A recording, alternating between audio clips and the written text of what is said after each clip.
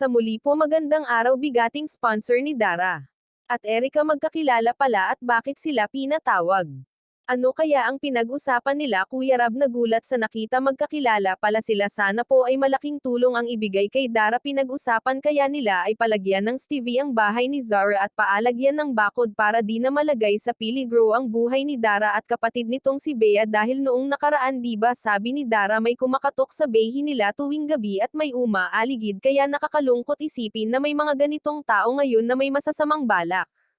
Sa sponsor ni Dara sana ay mapabuti po ang kalagayan ng magkapatid sana marami pang tulong ang dumating sa kanila dahil deserve nila ang tulong na binibigay nyo sa magkapatid Kuya Rab todo support sa pangarap ng ating Chinita na makapagtapos sa pag-aaral dahil ito na lamang ang tanging kayamanan na maitutulong niya kay Chinitang Dara ang suportahan ito dahil wala ng ibang tutulong dito sa pangarap ni Dara kundi ang Kalingap team at syempre ang ating mga sulad supporter. At mga sponsor ni Dara sila ang sumusuporta dahil sa pamamagitan ng mga binibigay nyo tulad ng cash. Na pera yun na ang pananggagastos ni Dara sa araw. Araw at panangmimirienda sa mga trabahador ng kanyang